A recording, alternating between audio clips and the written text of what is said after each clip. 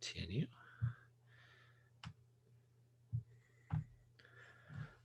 Okay, so we've been talking about something chemistry related, I think. So we're talking about, I think, phases, some phase diagrams we kind of finished up on.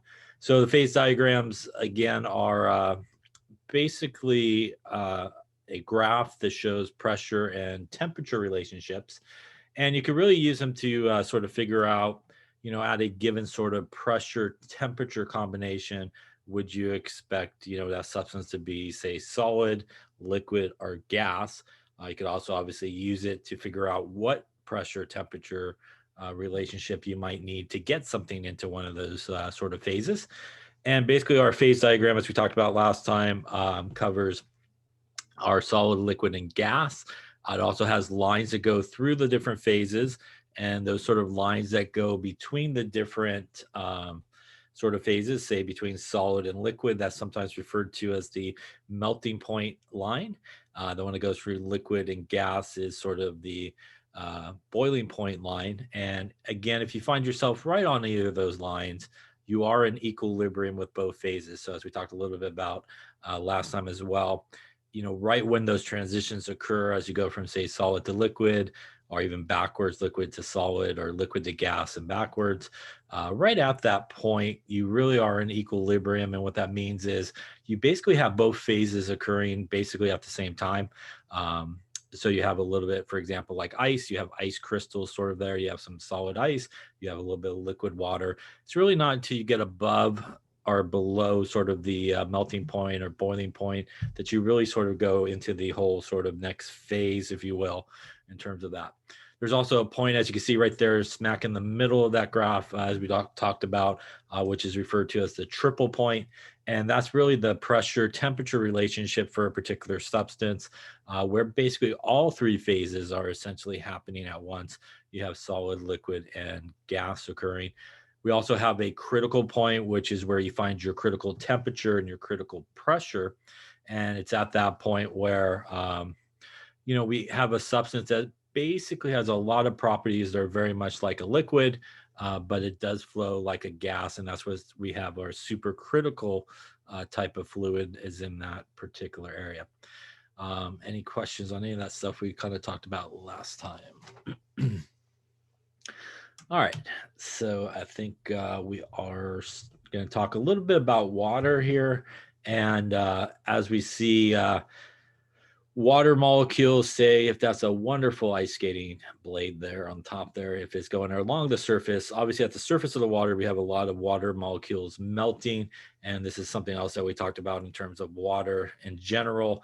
If we have ice, which is sort of the bottom part, obviously, if you're skating over a lake or something like that, the bottom part here, we have a lot of the ice, which creates a lot of open area as all these guys are basically hydrogen bonding with each other. So as a hydrogen bond, it creates a lot of open space between the water molecules. And that's what gives sort of water an unusual property that most substances don't have, that, in the solid state or the ice state is actually less dense than, say, liquid water. And it's because as they do come together in that solid sort of arrangement, they can't get as tight to each other as normal things can, because of a really strong hydrogen bonding kind of keeps everybody at a distance, but still really bonded to each other and creates a lot of these open spaces. So water, as we know, is very important. It obviously uses hydrogen bonding. Again, we talked about hydrogen bonding. It is, again, a bond between hydrogen and some type of electronegative atom like nitrogen, oxygen, or fluorine, which again on the periodic table are your three kind of heavy or highest sort of electronegative sort of elements. And that creates a really sort of polarity in that bond and allows basically the positive hydrogen to bond to something that's negative, like a nitrogen, oxygen, or a fluorine in that sort of relationship. And density does change with temperature, so that's something you should be aware of. Maybe you are, hopefully, but density values really do change with temperature. And what we see with ice, for example, we do have like 0.917. When we get to, say, liquid water at 0, it's a little higher in terms of its density, and the maximum density of something like water is around 4 degrees Celsius. And that's usually where we kind of consider like that 1 gram per milliliter as sort of the density of water.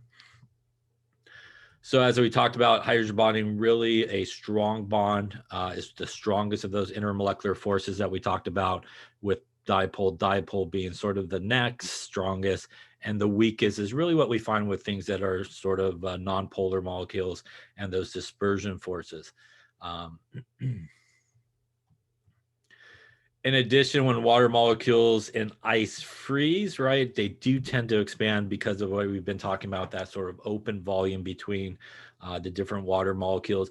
And you maybe have done this, you know, you've thrown maybe a soda can or something in the freezer, you come back later and the bottom of the soda can is sort of expanded out, right? And that's because as the water molecules in there start to freeze, it's going to expand. It's got nowhere to go. You get the cool little can that starts wobbling like that when you take it out of the freezer. Um, and again, that has a lot to do with the hydrogen bonding that basically occurs.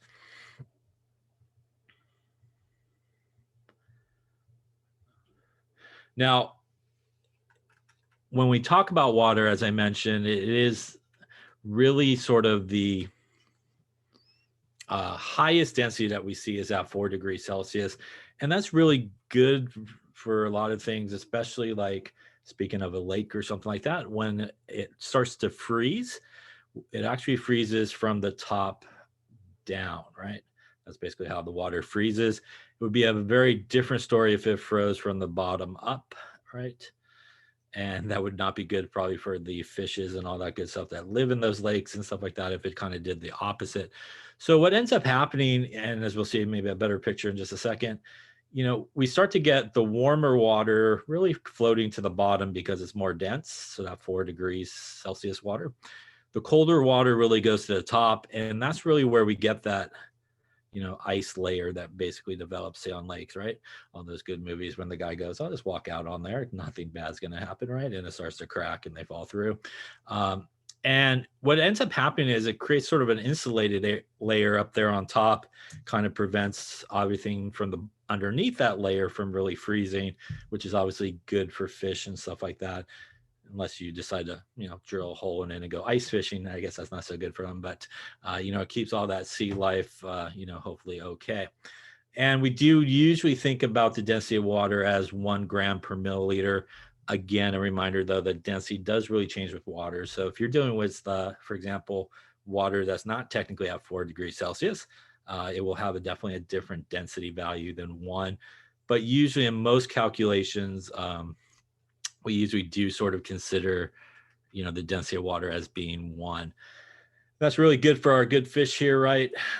Melvin's the fish, right? You never know when that might show up. That is Melvin the fish, just so you know. And this is our sort of lake, if you will, freezing. And again, that warmer water basically comes down to the bottom. The cooler water comes to the top, creates that ice. I know it appears he's in an ice cube right now, but it was like 1992, and there was, you know, cut and paste bad clip art. You know, what are you gonna do? But we'll pretend he's not really in a block of ice there swimming around. But obviously it allows it to go to the top and make that nice layer of ice and keeping everything on the bottom still, you know, open and water at that point. All right. So now that we talked about liquids, let's talk a little bit about solids and some different ways that we can sort of classify solids here. Solids, as we know, are obviously, they are rigid, which means they're very hard to sort of change the shape of. They obviously have varying degrees of hardness. And when we talk about solids, there's usually 2 sort of categories of solids that we talk about. One's a crystalline solid, which is typically what we see in ionic compounds. And those guys typically have really long range order. So they basically, over a long period of time, they just really have these repeating patterns of how they kind of come together in the solid state. Amorphous solids, they don't really exhibit that sort of long range order like we do see sort of in ionic compounds, and things like glass or organic polymers or those type of guys. We're going to really focus in on sort of our more ordered guys here in terms of the solids we're going to look at. So when we look at sort of a solid that's a crystalline solid, we get sometimes what is referred to as a crystalline lattice. And What happens when things go into the solid phase is obviously they try to maximize those attractive forces, as we talked about, and really minimize those repulsive forces. So when things come into the solid state, really we're talking about sort of positive side, negative side of everybody. So again, when they come in, they really do start to try to move around and get sort of positive sides of one, say, molecule next to a negative side of another. And again, no matter what happens, you are going to get some positive areas near positive areas, negative areas near negative areas. But they really do try to kind of maximize that. And because these sort of solids have really long range order, there's actually a little part of that solid that you can take, which is sometimes referred to as a unit cell. And a unit cell is really just a small little section of it that basically is a repeating pattern. And from that really small section, you basically can just kind of keep stacking them together. And you really could rebuild sort of the whole three-dimensional structure of a solid by that one little piece. That's how much sort of order and repeating order that we see in these type of solids. So let's talk a little bit about unit cells. So unit cells are really that one part of the overall sort of structure that you could really build off of. So for example, let's say we had, like we have on the bottom there, we have a whole bunch of circles that represent sort of these atoms or molecules that come together in a solid structure. And when we want to choose a unit cell, it's really important to sort of choose a good cell to be your kind of unit cell. So the overwhelmingly option that people might think is like, well, they're all circles, so let me just choose one of the circles as sort of my unit cell. And if I chose just the circle as my unit cell in this example, that's nice. I have a circle, but it has really no relationship to anybody else in that particular structure. I really have no idea kind of like where the next circle should be, how far away it should be, from this guy. So typically when we try to choose a unit cell, we want to choose a unit cell where there's multiple parts of the structure sort of in that. So if I choose this as my unit cell, this little square, and I take that square, and I'll put over here. What I essentially have now gotten in that little unit cell is I got a piece of that atom there, I got a piece of that guy there, piece of that guy there, and a piece of that guy there, which means now I know that if I just stack my next one up, maybe on top of it, I will also have a piece of that guy, a piece of that guy, a piece of that guy, a piece of that guy. If I throw one over here, I'll get that guy, that guy, that guy, that guy, maybe stack another one here. And if I drew straighter, we would have prettier pictures. But you could see, because you have relationships of not just one sort of atom or molecule by itself, but you have a relationship of how this guy is related to the guy next to it, and this guy and this guy. We're able to take that one little piece of the three-dimensional structure and really recreate the entire structure. Obviously, you can continue to go with that. Again, here, we're not really sure exactly how to put everybody back together up on top, and that's why this would not be the greatest choice for a unit cell. So when we're picking these unit cells, or when sort of unit cells are picked, that's really what we're trying to do. We're trying to get something that shows some relationship to everybody else. So for example, this particular one has a whole atom in the center of it, but it also still has, again, the relationships at the corners of where all the other atoms are located. And that allows you to, again, kind of keep putting it together and building out the whole structure. Again, if you chose even one further down, same idea here. You have all that information sort of given to you. So that's really important, sort of in how unit cells are sort of chosen or picked. Again, we want to sort of find some relationship, not to just one whole atom or molecule, but again, all the neighboring guys, so that we can rebuild the whole entire structure. There's a whole bunch of different types of unit cells. You have cubic, you have a whole bunch of other ones that require a lot of bad math. So we're going to focus in really on just kind of cubic unit cells here in this chapter. And cubic unit cells basically have 90-degree angles all around. A equals B, which equals C. And the nice thing about something that's sort of cubic, if we were looking for the volume of it, is going to be the length cubed is a way that we could calculate the volume. And that's going to be important. So we're going to focus in really on cubic unit cells. And there's a few different types of cubic unit cells that we're going to see. So let's talk a little bit about those here.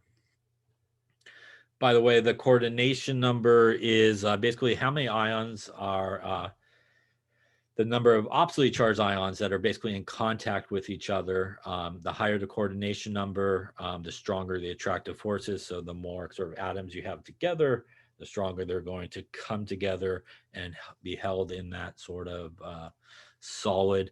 When we get all these sort of layers that occur in sort of solids, we do want to pack it with what's sometimes referred to as sort of packing efficiency, the best way to kind of squeeze all these solid layers together, which gives us obviously our overall property of solids of being very rigid.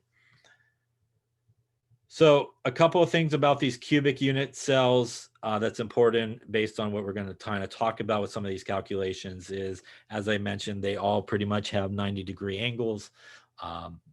If we end up with a portion of an atom in the corner of this sort of square, we basically will have an eighth of an atom in the corner. If we kind of slice a atom in half on the face of a cell, we'll have a half of atom that's kind of sliced between two. We'll have a quarter of an atom on each edge of the cube. And that's going to be important to sort of figure out how many total atoms we have. As I mentioned before, since we're going to be dealing with just cubes, this is basically how we will calculate the volume. Again, the volume will equal the length that is cubed. If you happen to be doing one with a sphere, obviously a little bit more math, but pretty much everything we'll deal with will be a cube where you could calculate the volume is equal to the length cubed. The reason ultimately a lot of times what we're asked to sort of calculate in these things is actually density. So a lot of times we are asked to calculate something like density, and that's why the volume here is important when we sort of calculate it to figure it out. So let's take a look at sort of an overall table of these three different types of unit cells. We're going to see each of them kind of individually here in just a second. This is simple cubic, which is one type of unit cell, sometimes abbreviated as SC. One important aspect of all these unit cells is how many atoms they have per cell. And a simple cubic has one atom per cell. Has a coordination number of 6, which means, there's 6 atoms basically in contact with each other. Also really important is the length here. The length in this type of unit cell is equal to 2 times R. R is the radius. And 52% packing efficiency. So, it gets in there fairly good. The next type is a body-centered cubic, which is sometimes abbreviated BCC. And in this particular type of unit cell, there's actually 2 whole atoms involved. So for every one of these, you have 2 whole atoms. And it also has a different length. The length here is equal to 4 times R divided by the square root of 3. And lastly, the last type that we'll see here is what is referred to as a face-centered, or FCC. And this one has actually 4 whole atoms that are involved in this one. And it has basically a length of 2 times the square root of 2 times R. So it kind of looks like the R is in there, but it's actually outside of it. So it's our 2R times the square root of 2, however you want to do that in terms of the length. So for these guys, what's going to really be important, again, we're going to go through each of these in just a second here individually, is to know the number of atoms is really important and how to calculate the length of each of those cells. So those type of things are really important for sort of the calculations we're going to talk about here in just a second. Any questions on that so far?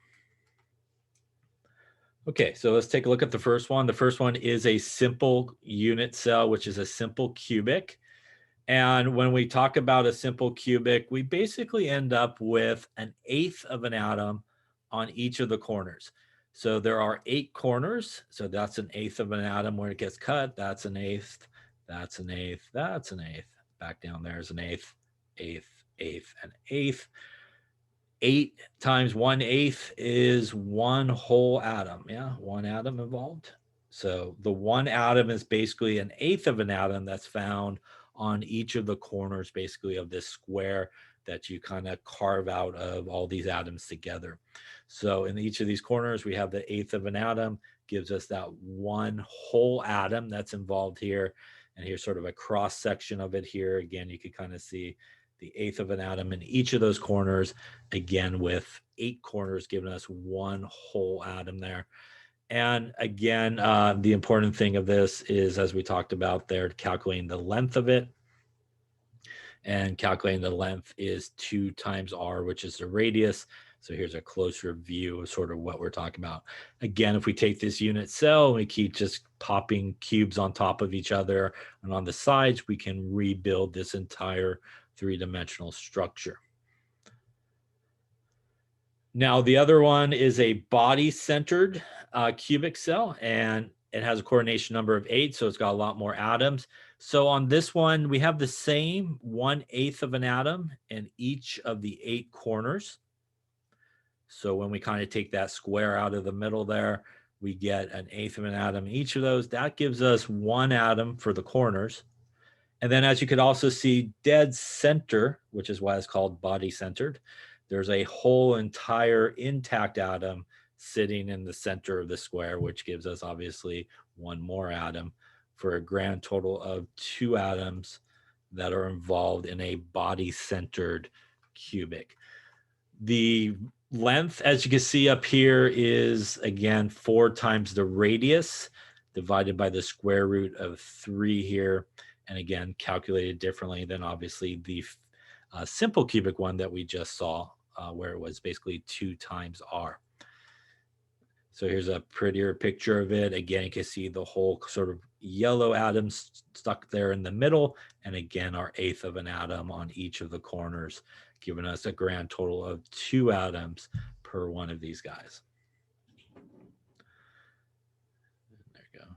That's how you get mathematically to that length. I would just remember that. It's been a long time since I've seen all that. Lastly, here we have our face-centered, and face-centered is sort of what it sounds like. So in this situation, we end up with our still eighth of an atom that's on each of the corners. So that gives us 1 atom. And then what we have is a half of atom that's basically been sliced like right in half on the face of each of them. So this cube has got 6 faces, I hope. Yeah, so we got 6 faces going on there. Each one has a half an atom. So 6 divided by 2 is 3 more atoms from the face of this cell. So you can think about an atom sitting between 2 guys, and you slice it basically right in half on the border of each of them here. Again, here, as you can see, the length is basically 2 times r. So that r is outside the square root times the square root of 2. Has coordination number of 12 because there is a lot of atoms basically involved here. So a bigger number of atoms involved, more atoms in contact with each other, higher the coordination number. Not super important for sort of our calculations here. Here's maybe a closer shot of it. So you can see that basically those atoms that are on the face get sliced kind of like right in half. And again, we have our eighth of our atom there on each of the corners that are happening. All right. So like I said before, it's really important to know the number of atoms that are there in each of these, and also important to know, what am I going to say there? How to calculate the length, I think. I don't know what I was going to say. I was going to say, well, good night, have a good night, have a nice weekend, but it seemed a little too early for that still. All right, so let's talk about, that's wonderful, all this stuff here. It is Thursday, right? So let's talk about what we're going to do here in terms of these calculations. So let's go through a calculation here together and see how we kind of put all this into a calculation form. We're looking for the density of aluminum. So ultimately, we're looking for the density, which is mass divided by volume. And in terms of units, when you think about density, usually that is grams per cubic centimeter. So really, ultimately, what we need to get from sort of this information is the grams for aluminum, and we really need to get the cubic centimeters, which is the volume, obviously. And those units are going to be important in terms of sort of how we go about calculating it. So first off, we have some pieces of information given to us. We have a face-centered cell. So as we just saw, if we have a face-centered cell, we know that that is the one where we have a total of 4 atoms basically involved. So that was the one where basically we had a half atom on each of the sides, a eighth of an atom in each of the corners. We also know that for the length for somebody that is face-centered is going to be 2 times the radius times the square root of 2.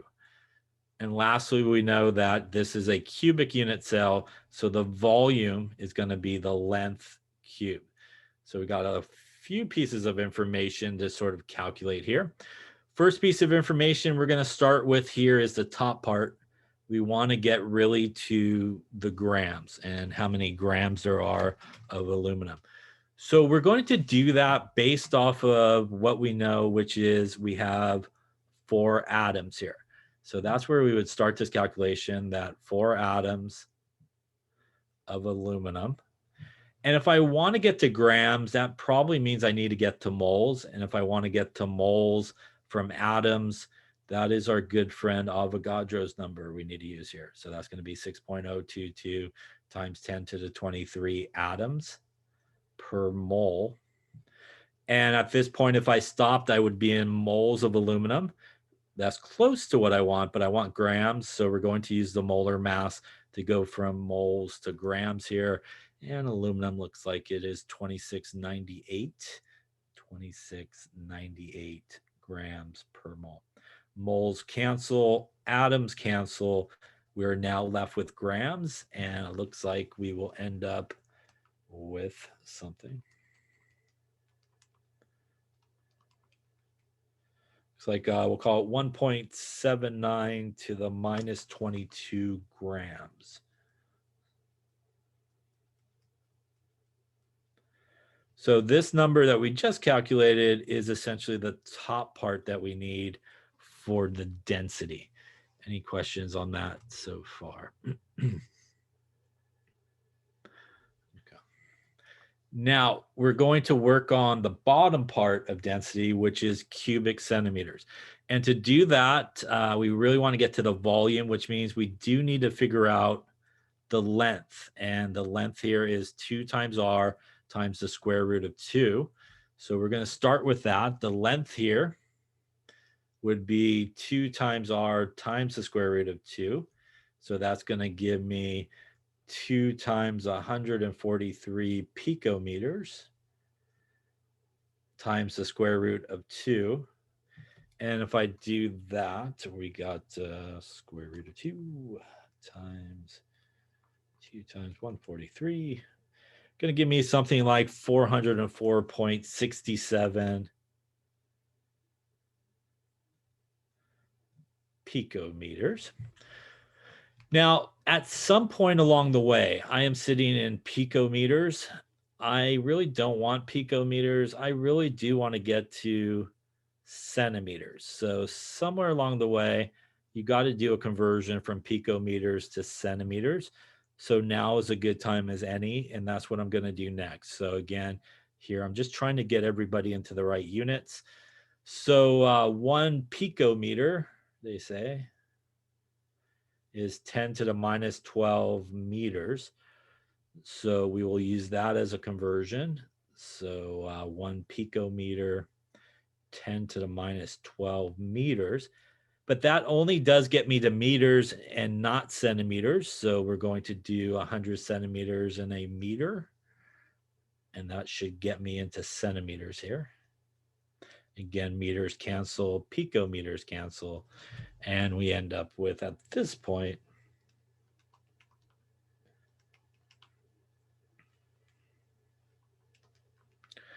looks like 4.04 times 10 to the minus 8 centimeters. Any questions up to that point? So again, I'm really just trying to get everybody into the right units. You don't necessarily have to do the conversion at this point. You could have converted first and then put it into the length, or you could convert at the end. But again, at some point, you need to get it from picometers really to centimeters. Any questions so far on that? All right. So now that I have my length in centimeters, a reminder that that number is not the volume. That is just the length. So to figure out the volume, it is length cubed. So we're going to take that number and cube it.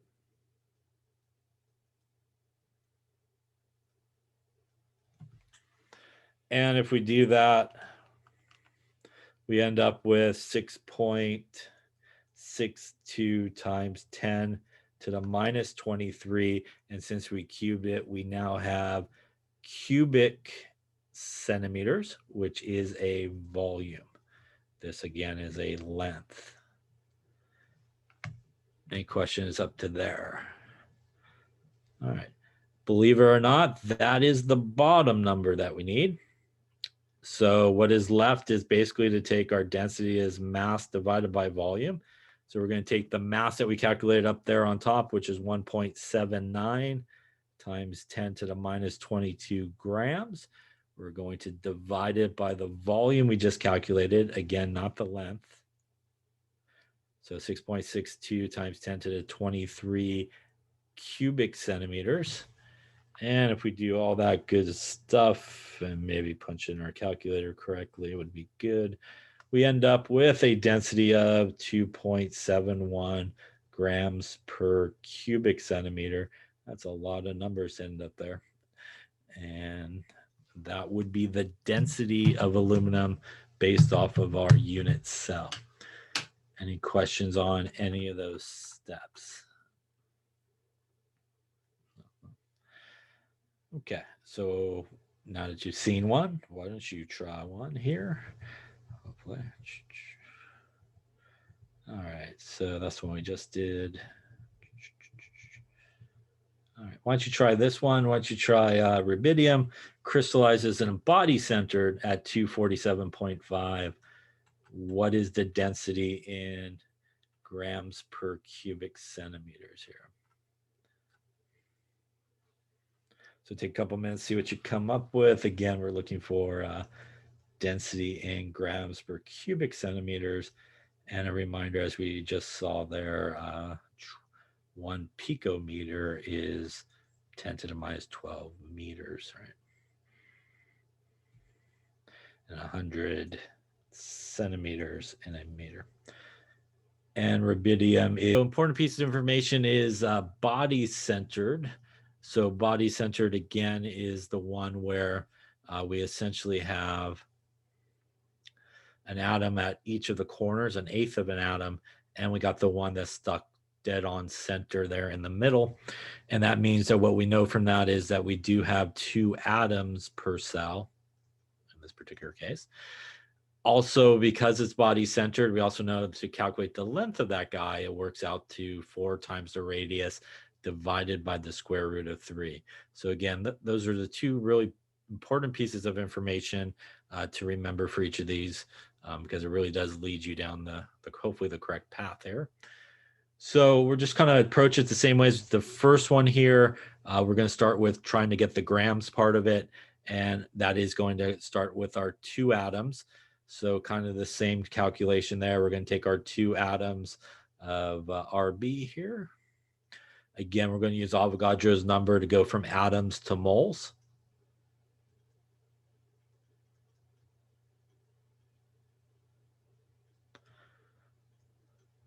And we will use the molar mass there from the periodic table, which looks like 8547. Again, the moles will cancel, the atoms will cancel. That's going to leave us the grams, which is what we're looking for really for the top part. And it looks like we will end up with,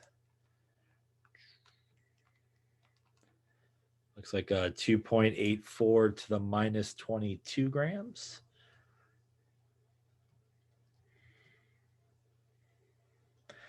Any questions on that part so far? And again, that does give us really the top part that we need there for the density.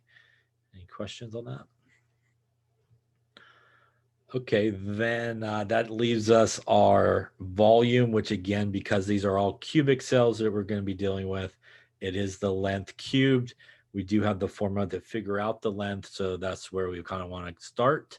So to find the length, it is going to be 4 times the radius, which in this case was 247.5 picometers, divided by the square root of 3. Some funky numbers there. So we got 4 times 247.5 divided by a square root of 3. And it looks like we got something like 5.72 times 10 to the 2, it looks like, or no, to the, to the 2, I believe. There we go. And that is in picometers. So we do have to convert, obviously, our picometers into centimeters. So we'll do that conversion. Just to make sure I punched that all in right. All right, so we got 4 times 247.5.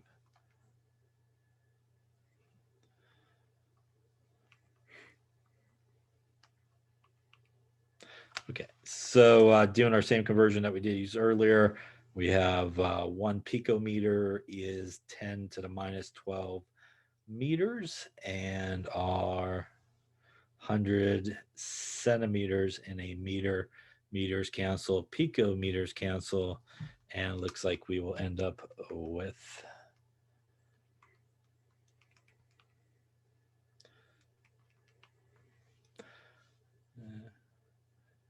5.72 times 10 to the minus 8, and now we've converted it into centimeters, which is good. At this point, a reminder that this is not our volume, that is just our length. So we do need to get to our volume by really cubing this number. So to find the volume, I'm going to take this number and cube it. And at this point, we will end up with, looks like 1.87 to the minus 22 cubic centimeters. And again, that is a volume, and that is the bottom part that we need here. So what's left is basically divide those two numbers. So we're going to take our density is 2.84 times 10 to the minus 22 grams divided by. Mr. Efron? Yeah. I don't mean to bother. Did you mess up the length? Not sure. Let me double check. I got 1.7 so and so times 10 to the negative 7th centimeters. It might have been me, but I just I got the same thing. For which part now? This number here or this number here? The length. The length. The length before you cube it. Okay, so we had 4 times 247.5, right, divided by the square root of 3, right? And I got 5.72 to the 2. Is that? I got the same. Yeah, you got the same on that number? Yeah. Okay. And then you converted it into centimeters, right? So centimeters times 10 to the minus 12 and times 100 gets me to 5.72 to the minus 8. Yeah. And then we're going to cube it to make it into a volume.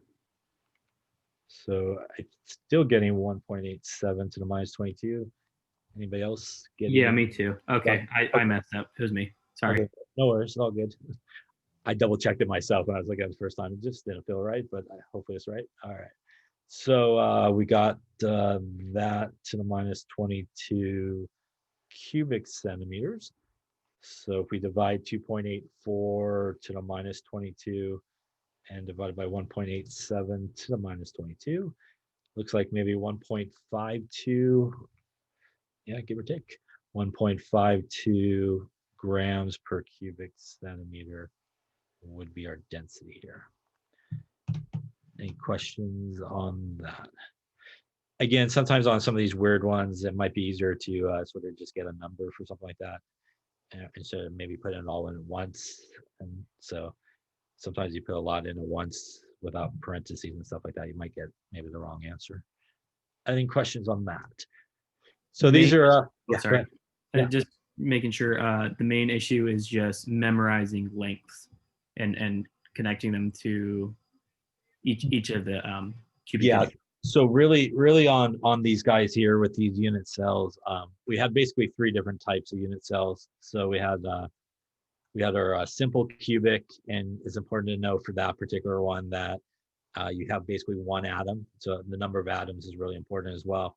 And then obviously how to calculate the length on that, which obviously was the 2 times the radius. For our body centered, again, important to know that that has 2 atoms. And obviously to calculate the length is a little bit different like we did here. It's the 4 times r divided by the square root of 3. And then face centered, which has 4 atoms. And again, the different sort of way to calculate the length, which is on that particular one, the 2 times r times the square root of 2. So those 2 things for each of those different 3 types of unit cells are really important, because I would say probably most of the time you're going to be asked a question like this, like calculate the density. A variation on this would be something like maybe you're given the density and you maybe have to work backwards and figure out, what the radius might have been or something like that. Or maybe, something of that nature, kind of working backwards, sort of an alternative version of this type of questions where they give you the density and you figure out maybe the radius or something of that nature is another way. But those 2 things are obviously very critical, whichever sort of calculation you're doing to allow you to obviously get to those numbers. Other questions on this? Okay. All right, so that's the one we did. Hopefully they agree. No, hey, we can check. Let's see, make sure we're all right here. All right, so that looks about hopefully what we got. Yeah, pretty close. There we go. All right, it's a good deal. All right. In terms of how these guys come together, we're not going to get into too much on this, but again, they do come together to try to, it's kind of like packing a box, if you will, right? You try to shove as much in there as you can. You try to pack it as efficiently as you can. And that's really how all these sort of atoms and molecules come together in the solid state. They do try to pack themselves in as efficiently as possible. And again, depending on how efficient they could do that, leads to varying degrees of sort of how hard the solid is and so forth. If they could really pack in really tight with a lot of coordination numbers and atoms near atoms and sort of together, it's going to be probably relatively hard and dense, as opposed to one that maybe can't pack as efficiently.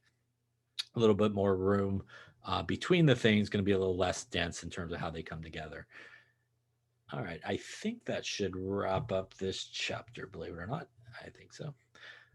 And obviously an ionic solid, as we've kind of been talking about, this is again the ordered arrangement at which they come together, these sort of crystal lattices where our positive ions, our negative ions come together. Pictured here, obviously the green guy is our negative ions, which gain electrons, which is why they are bigger than our sodiums in this case, which are smaller circles because they have lost electrons. Any questions on sort of this stuff here? That should wrap up this chapter.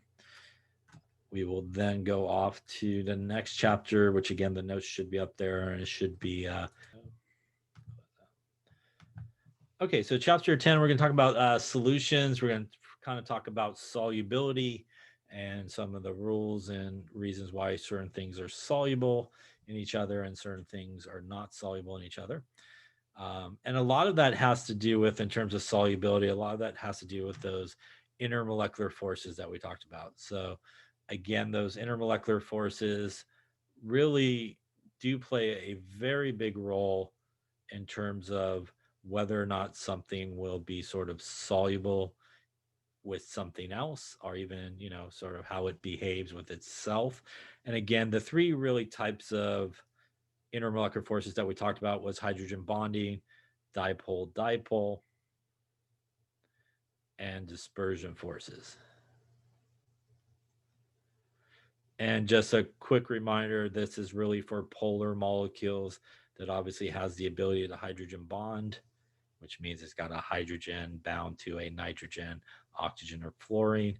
Dipole is really for polar molecules that cannot hydrogen bond.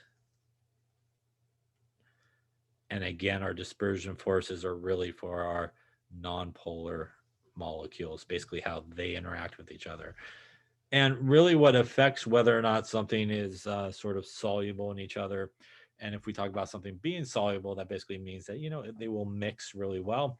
If we're talking about a solid and a liquid, that means it will dissolve. If it's insoluble, obviously it will not dissolve. And what allows them to really sort of interact with each other is these forces. So if we get things that have very similar intermolecular forces, they really do tend to be very soluble in each other. If you get things really trying to use different types of intermolecular forces over the long range, they really can't maintain their interaction, and thus they're not going to really be very soluble in each other. And when we talk about solubility, sometimes when we talk about liquids, for example, if two liquids do completely sort of mix with one another, they're said to be soluble in each other, but they're more oftentimes referred to as being miscible in each other. So this is sometimes a word that we use to describe how two liquids sort of mix together. And if they are sort of miscible in each other and they mix, basically they're going to be homogeneous, which means it's basically going to look the same throughout. It's just going to look like one solution in there, maybe a dark red solution in there, no different layers or anything happening in that sort of situation. It's sort of the same idea of something is solid in a liquid soluble. The solid will dissolve. It will just look like a liquid. And that's the same thing. We put two sort of liquids together. So something like ethanol, for example, and water are soluble in each other because when we look at something like ethanol, it is this guy here.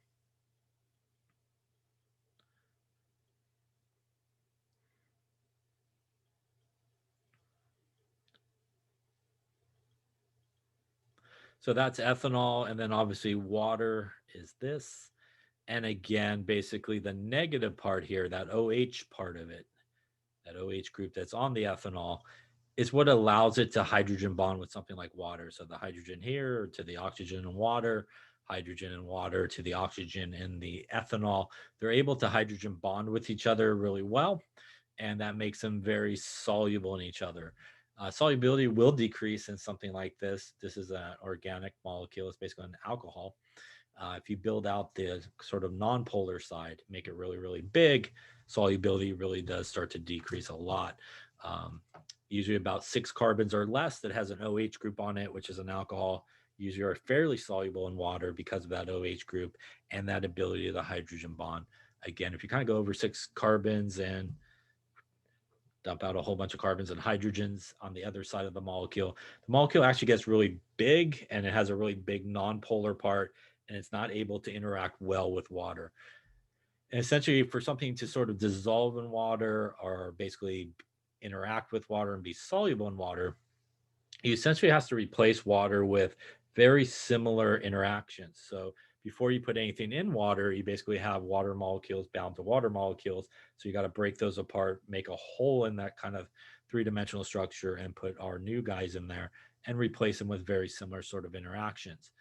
Now, if we get two liquids that are not soluble in each other, that is what is being known as being immiscible in each other. And they basically do not mix. And typically what we see in that particular case is we will start to see some distinct layering occurring, different layers because they won't be able to mix. So if we take something like CCl4 in water, if we look at CCl4, for example, and just kind of quickly draw it, looks something like this. That is, if you remember from geometry there, that is tetrahedral. That's a symmetrical geometry where everything on the outside is the same. That is a nonpolar molecule. And obviously our water is a polar molecule. And they have no long range way of maintaining an interaction between them because basically our CCl4 is going to be using dispersion forces as its main intermolecular force. Water is going to be using hydrogen bonding. And again, over that long period of time, they really have no way to maintain that interaction. And what they will eventually do is basically separate out from each other. And we see those different sort of layering. So kind of very similar to, when you take something like oil and vinegar salad dressing, right? You can mix it really good for a short period of time, everything sort of mixes, but as you leave it alone, eventually everybody will kind of separate out into sort of different layers. And that's because over the long period of time, they really don't have a way to keep that interaction going. So that brings up a very important sort of idea when we talk about solubility, and that's the idea of like dissolves like. So again, things with very similar intermolecular forces are able to interact well with each other and maintain those interactions over a long period of time and end up being pretty soluble in each other.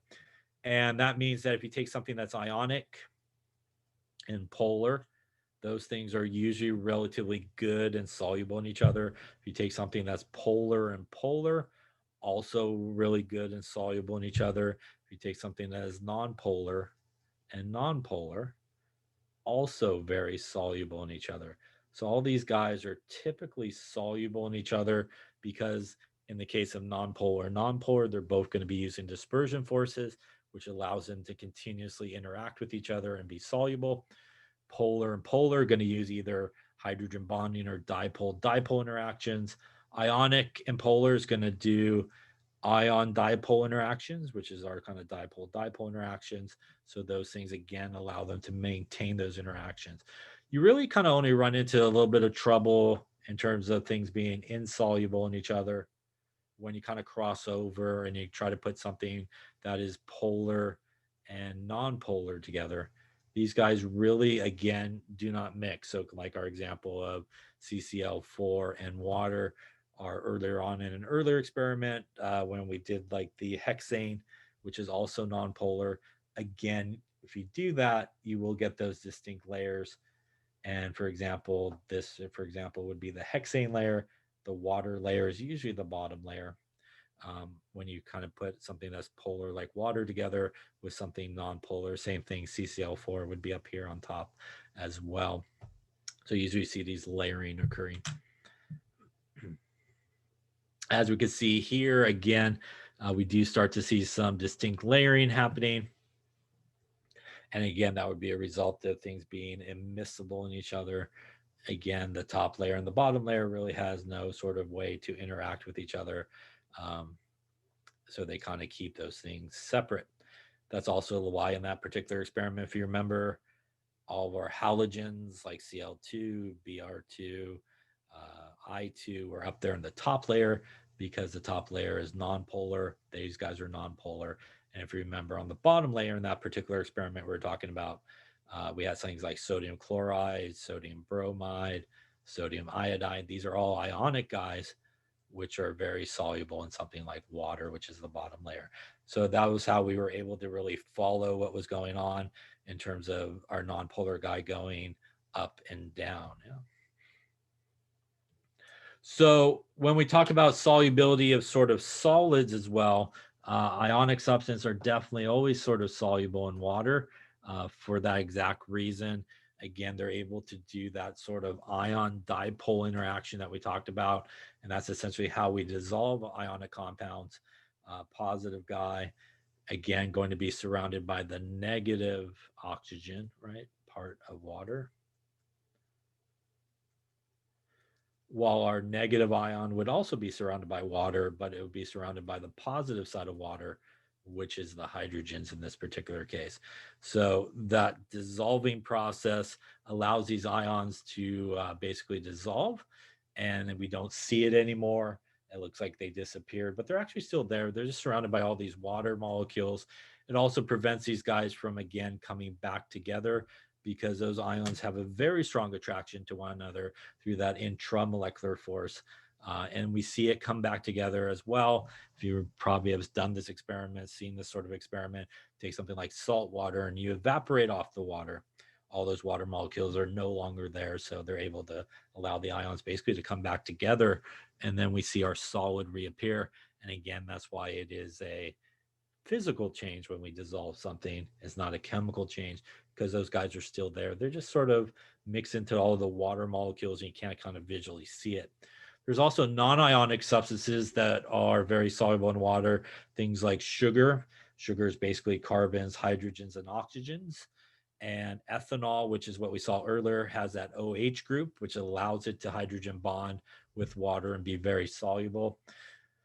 In addition, our sugar is loaded, as we'll see a picture in a bit here. It has a ton of those OH groups basically all over it. So although it's a relatively larger type of molecule, because it has all these OH groups, everywhere there's an OH group, it gives it the ability to interact with water and makes it quite soluble. As we know, we obviously can dissolve sugar in water. And a reminder of some of our intermolecular forces here are hydrogen bonding. Again, the oxygen being more negative here, hydrogen being more positive, giving it that positive negative attraction, same thing happening over in this region. Now, when we take something like oil and water, they really don't mix. And that's really because oil is really made up of nothing more than just a long chain, pretty much of just carbons and hydrogens. So we have this really long chain in oil of basically carbons attached to carbons and carbons attached to hydrogens. And both of those types of bonds are all nonpolar. So when we have something that's like oil, again, it's going to be using something like dispersion forces. But if we look at something like water, as we talked about, water obviously is going to be using hydrogen bonding. So again, they're going to be using really different types of intermolecular forces that's not going to allow them to really interact well with each other. And it's typically insoluble in water. And what we typically do see is the oil layer there up on top and the water layer on the bottom when they come together. And like I said before, in order for something really to be sort of soluble in water or dissolve in water, you got to pretty much break apart all those water molecules and replace them with very similar interactions. And in the case of something like oil, it really doesn't work very well. You know, it's like trying to park, like I said, my truck in your garage. It's not going to fit. It might fit a little bit, but it's not going to be able to fit probably comfortably in there. And it's sort of the same idea. Again, you can kind of get those things to mix for a short period of time because everybody could use really dispersion forces. Even polar molecules on the short end can use dispersion forces, but that's a really weak interaction and not a very good way to maintain an interaction over a long period of time. That also brings up an idea of some things that we see when we mix things together in terms of water, and that is something that's known as hydrophilic and hydrophobic. So hydrophilic means that it is water loving. So that is something that interacts really well with water. Things that can hydrogen bond with water or polar type of molecules interact really well. Hydrophobic basically means water hating. And those are typically things that are sort of non-polar. And there's certain substances, for example, like soap, that actually has both things together. And a lot of organic compounds actually have both of those sort of things together. So soap, for example, again, is these are all carbons and hydrogens. And soap pretty much will go on. And this part of it here, which is all the carbons and hydrogens, is the nonpolar part of soap, sometimes referred to as the nonpolar tail of soap. This part here that has a charge is referred to as the polar part of it, or the polar head, and this is the tail. And that's why soap works really well. Again, most dirt is nonpolar, so it works really well and mixes really well with sort of the nonpolar part of soap. And then we usually obviously use water to wash off our soap. So once basically the dirt is trapped by the soap, we then have really the polar side of soap out, where we then wash off with water. So the water mixes with the soap, takes the dirt that's trapped off with you, and you're clean. And again, same idea with what we saw with ethanol.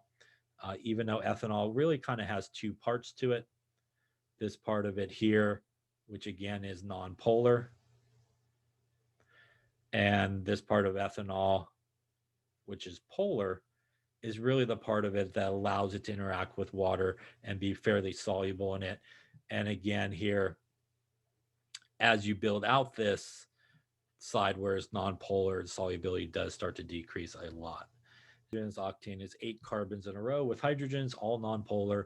mixes well with CCl4, which is also nonpolar. So they're able, in this sort of picture here, they're all kind of using dispersion forces and interacting well, as opposed to if we took gasoline, which is also a big number of carbons and hydrogens nonpolar in our water.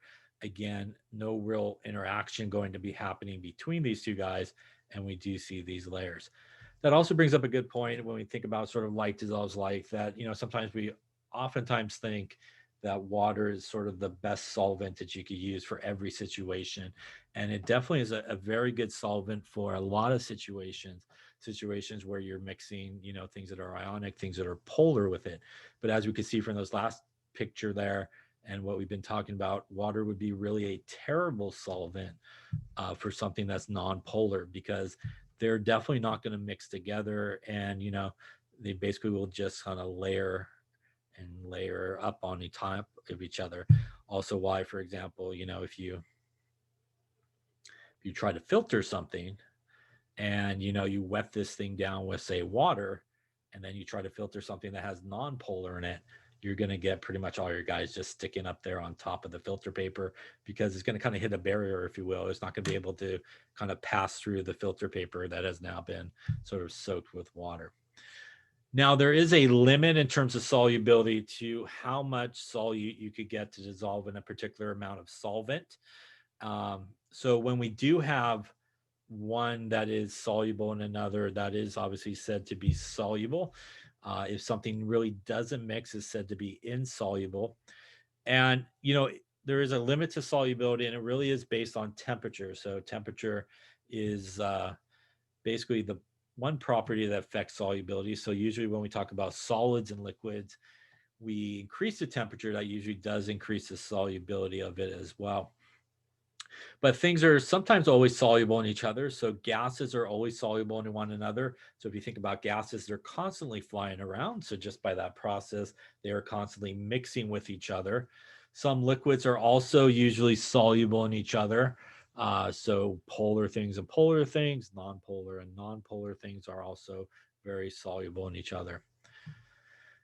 Now, when we talk about solubility in terms of temperature as well, high temperature usually helps the solubility of a solid in a liquid. So if you think about a solid and you want it to dissolve, if you increase the temperature, everybody's gaining more energy. That's going to allow everybody to break apart a lot easier and really kind of dissolve. At lower temperatures, there's a larger solubility of a gas in a liquid. And that is because at lower temperatures, if you have a gas in a liquid, it is moving slower, which means it will stay in the liquid part a lot longer, as opposed to if you had a higher temperature, that gas molecule will just jump right out of liquid a lot faster as well. CO2 that's basically dissolved in there to basically release from the liquid. That's all the fizzing you see, right, when you pop your soda and stuff like that. That's also, as we'll talk about a little bit later on in this chapter, that's also why when you leave your soda open for a while, you come back and you taste it, it is flat because it has an escape route that allows all that CO2 basically to escape out of the liquid part. All right. So here's some wonderful pictures of how some of these interactions are. Here's our sodium ion again, surrounded by the negative oxygen and water. We also can describe solutions a couple of different ways as well. We can have a saturated solution. And if we have a saturated solution, what we essentially have is a solution that has basically hit the maximum amount of solute that you can dissolve in a given temperature. So basically, if you hit a saturated solution, or sometimes referred to as a saturation point, pretty much if you put more solid in there, you no longer have, you will not get any more of that solid to basically dissolve. So it'll just start to pile up on the bottom. And basically, if you hit a unsaturated solution, you haven't really hit that point yet. So an unsaturated solution, you basically can continue to dissolve solid, and you can continue to dissolve solid until you hit a saturated solution. And at that point, obviously, no more solid will dissolve. So, for example, if you just keep putting sugar into water, it will dissolve. At some point, right, it will just sort of pile up on the bottom of the cup and stuff like that. So unsaturated, you really haven't hit that point where your solute will stop dissolving. Again, it will continue to dissolve until you hit that saturated point. and you have a saturated solution. There's also another way that you could describe a solution, which is what is referred to as a supersaturated solution. And one way that you sometimes can make a supersaturated solution is basically you make a saturated solution, which is basically a solution where you've hit the maximum amount of solid that will dissolve, and you kind of heat it up a little bit. And as you heat it up, you can actually get more solid to dissolve at that point. And you're also doing a couple of other things. You're kind of evaporating off a little bit of the water as well. And if you do that, you heat it up, you're allowed to get more solid in there. You lose a little bit of the solvent. And if you end up with this test tube and you stop heating it and let it cool down, and you let it kind of cool at that point, you've now created a solution where you have too much solute dissolved in here. So you would have too much solute dissolved. And again, remember, as we increase the temperature over here, that's going to allow more solute to dissolve in here. And as we cool it back down, the solubility of that solvent now should decrease. And we now have dissolved in there way too much solute. It is going to look like a liquid at this point. It's actually going to be very unstable. It's so unstable that, and I've done this while I was demonstrating it once or twice, if you actually just kind of click the test tube with your finger, maybe knock it on the bench, it will actually cause all of the solid to basically come out as solution. So what will happen is you have this solution, looks like a solution, a very unstable one, and you knock it, or very common, what you also do is you just take like a super small crystal of whatever you dissolved in it and drop it in there. And that one little crystal, or if you kind of knock it too much, is enough to really push it over the edge. And what you'll start to see is all the solid will start to come out of solution. And you'll started with a liquid solution, you will end up with a rock hard solid, as all these crystals will basically pop out of solution, and you'll end up with this solid. And that's a result of a supersaturated solution. Again, it's a solution where you really have way too much solute dissolved in there, and it's made by increasing the temperature, allowing you to dissolve it. But as you let the temperature come back down, you now have way too much dissolved for the cooler temperature. It's kind of a cool experiment they used to do until people started breaking test tubes. Here's sort of a picture of it as well. So this is actually a supersaturated solution of sodium acetate. You can't even, you maybe can see it, but right about there, they just put like one little drop of it, and you can start to see all the solid starting to form. You can start to see the solid here. This is all solid coming out of the solution until, again, this whole entire thing basically becomes a rock hard solid at that point. And that's why they don't do those experiments anymore, because people are like, they usually have people put thermometers in there, and then they have like a popsicle at the end. Like, I can't get my thermometer out. So they ask for advice. I go, break it. Seems like the wrong advice. So they stopped doing those experiments and stuff like that. But very cool experiment. And it's oftentimes what happen with our supersaturated solution. On that wonderful story, we will stop lecture here today. Any questions on anything we talked about here? Okay, then let us take a little break, and we'll go to lab.